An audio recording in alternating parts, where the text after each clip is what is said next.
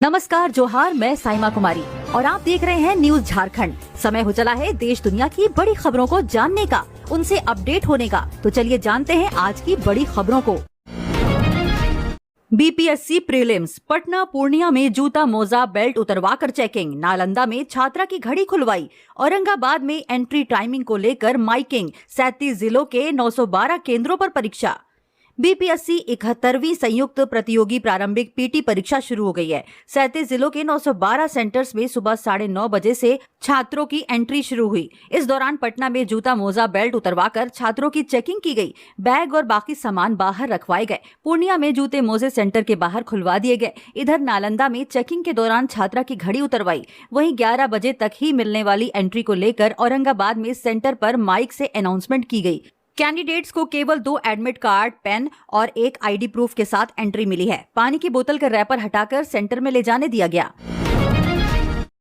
Gen Z की पसंदीदा सुशीला कार्की नेपाल की अंतरिम पीएम। प्रचंड सरकार चीफ जस्टिस पद से इन्हें हटाने महाअभियोग लाई थी। पति ने प्लेन हाईजैक किया था। नेपाल में जेनजी प्रदर्शनकारियों ने सुशीला कार्की को देश का अंतरिम पीएम चुना है। उन्हें शुक्रवार रात राष्ट्रपति ने पद की शपथ दिलवाई। वे 220 सालों के इतिहास में देश की पहली महिला पीएम बनी हैं। इससे पहले सुशीला नेपाल सुप्रीम कोर्ट की चीफ जस्टिस रह चुकी हैं। वे भ्रष्टाचार के खिलाफ सख्त रवैये के लिए जानी जाती हैं। 2017 में जब इन्हें हटाने के लिए प्रचंड सरकार महाभियोग लेकर आई तो सुशीला के समर्थन में हजारों लोग सड़कों पर उतर आए थे। मजबूरन सरकार को अपना फैसला वापस लेना पड़ा था। सुशीला के पति ने 52 साल पहले एक प्लेन हाईजैक किया था, जिसकी चर्चा भारत में खूब हुई थी। सुशीला ने अपने करियर की शुरुआत शिक्षक के रूप में की थी, बाद में जज बनी। जब सुशीला 2016 में नेपाल की पहली महिला चीफ जस्टिस बनी तो ये अपने आप में ऐतिहासिक था। एक साल बाद 2017 में उन पर संसद में महाअभियोग प्रस्ताव लाया गया। आरोप लगाया गया कि वे फैसलों से राजनीतिक दबाव के खिलाफ खड़ी हो रही हैं और न्यायपालिका की आजादी का गलत इस्तेमाल कर रही हैं।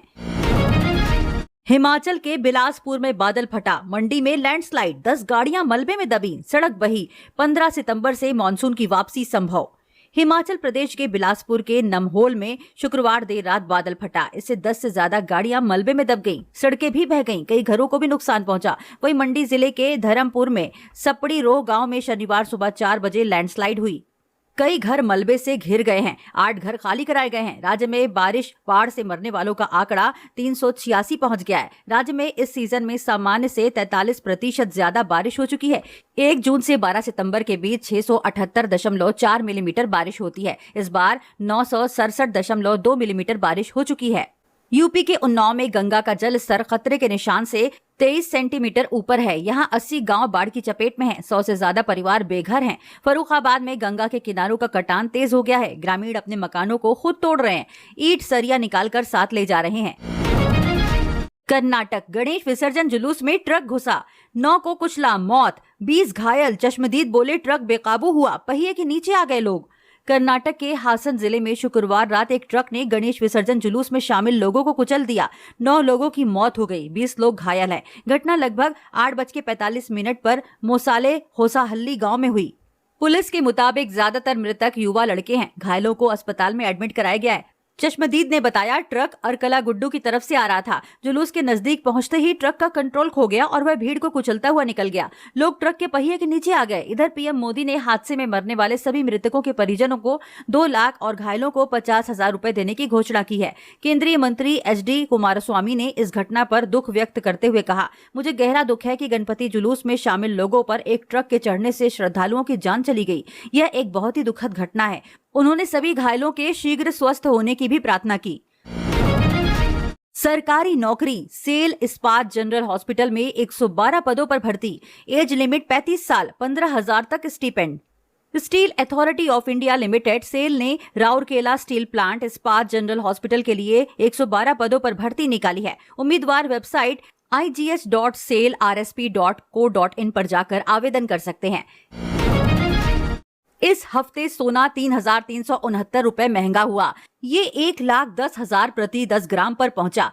चांदी 4,838 रुपए बढ़कर 1,28,000 किलो बिक रही। इस हफ्ते सोने चांदी के दामों में बढ़त रही।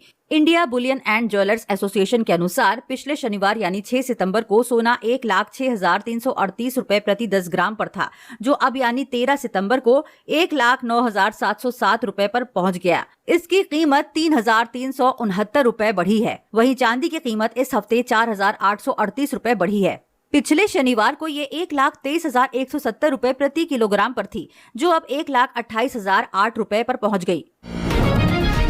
टाटा नेक्सॉन ईवी का नया एम्पावर्ड प्लस ए वेरिएंट लॉन्च।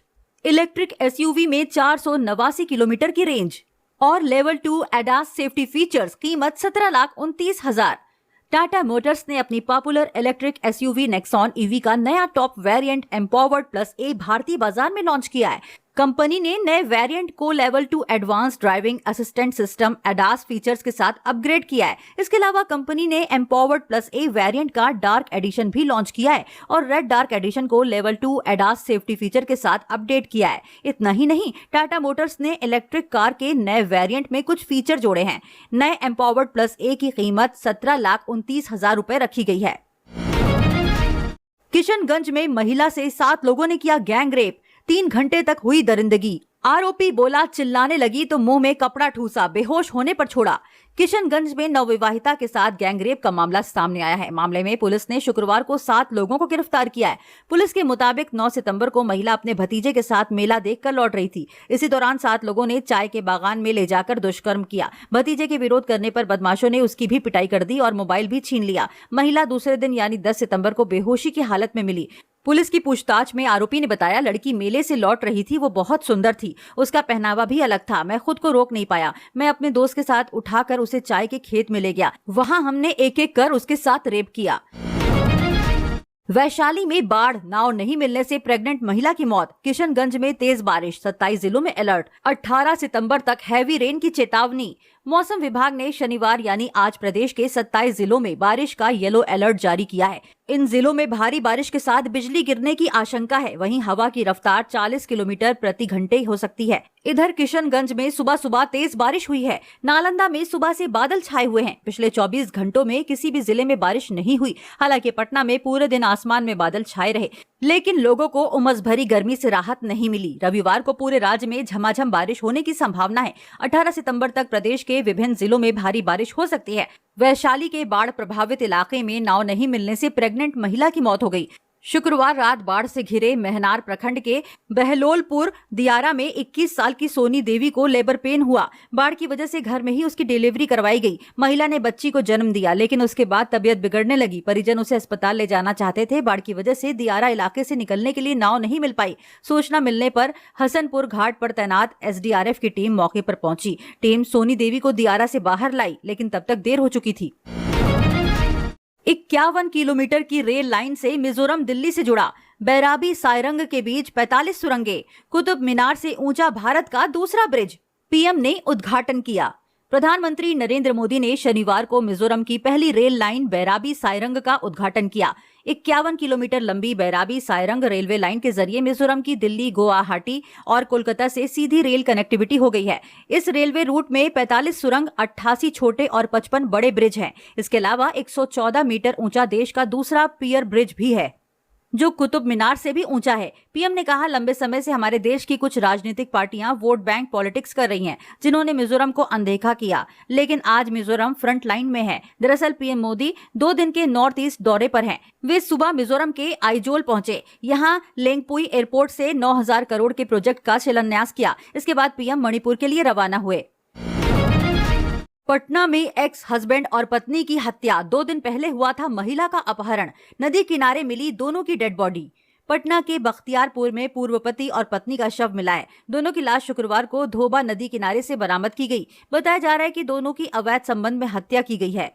मामला बख्तियारपुर थाना क्षेत्र के लक्ष्मणपुर गांव का है। जानकारी के अनुसार 11 सितंबर को महिला के दूसरे पति लौरिक कुमार ने थाने में शिकायत दर्ज कराई थी कि उसकी पत्नी वीना देवी उम्र 25 साल का अपहरण उसके पहले पति सनोज कुमार ने कर लिया है। इस मामले में पुलिस जांच कर रही थी। इसके अगले ही दिन दोनों के शव मिलने से इलाके में हड़कंप है। शव धोबी नदी के किनारे मिले हैं। ITR फाइलिंग के लिए 3 दिन का टाइम बचा। रिटर्न भरने पर आसानी से मिलता है लोन। यहाँ जाने इसके 5 फायदे। वित्त वर्ष 2024-25 के लिए इनकम टैक्स फाइल ITR करने के लिए 3 दिन का टाइम बचा है। इस बार इसके लिए 15 सितंबर लास्ट डेट रखी गई है। ऐसे में आपने अब तक ITR फाइल नहीं किया है तो जल्द से जल्द ही कर दें। कई लोगों का मानना है कि अगर उनकी सालाना इनकम 2.5 लाख से कम है, वो टैक्स के दायरे में नहीं आते हैं, तो उन्हें ITR भरने की जरूरत नहीं है। लेकिन ऐसा नहीं है। अगर आप इनकम टैक्स के दायरे में नहीं भी आते हैं तब भी आपको रिटर्न फाइल करना चाहिए, क्योंकि अगर आप ITR फाइल करते हैं तो इससे आपके कई फायदे होते हैं। ITR फाइल करने से लोन मिलने में आसानी होती है। इनकम टैक्स रिटर्न ITR एक तरह का हिसाब है जो आप सरकार को देते हैं। इसमें आप बताते हैं कि पिछले साल आपकी कितनी कमाई हुई, किस कमाई पर टैक्स चुकाना है और कितना टैक्स आपने एडवांस में भर दिया है। इससे पता चलता है कि टैक्स के रूप में आप सरकार को कुछ और पैसे देंगे या सरकार आपको कुछ पैसे वापस करेगी। मणिपुर में हिंसा के 2 साल बाद पीएम का दौरा, सबसे ज्यादा प्रभावित चूराचांदपुर में रैली, कहा शांति का रास्ता अपनाएं, मैं आपके साथ। प्रधानमंत्री नरेंद्र मोदी शनिवार को मणिपुर दौरे पर हैं। राज्य में मई 2023 में हिंसा भड़कने के बाद यह उनका पहला दौरा है। प्रधानमंत्री मणिपुर में पहले चूराचांदपुर गए। कुकी बाहुल्य यह इलाका हिंसा के दौरान सबसे ज्यादा प्रभावित इलाकों में से एक था। पीएम ने चूराचांदपुर में 7,300 करोड़ रुपए से ज्यादा की लागत वाली कई विकास परियोजनाओं की नींव रखी।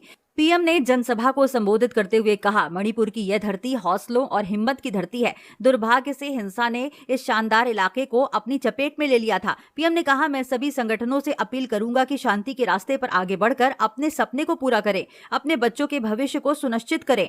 मैं आपसे वादा करता हूं, मैं आपके साथ हूं। भारत सरकार आपके साथ है, मणिपुर के लोगों के साथ हैं। पीएम मोदी चूराचांदपुर में कार्यक्रम के बाद इम्फाल के लिए रवाना हो गए। इम्फाल मैतेई बाहुल्य इलाका है। 2023 में हिंसा के बाद कुकी का, इम्फाल और मैतेई का चूराचांदपुर में आना जाना बंद है। पीएम मोदी 1988 में राजीव गांधी के बाद चूराचांदपुर जाने वाले पहले प्रधानमंत्री हैं।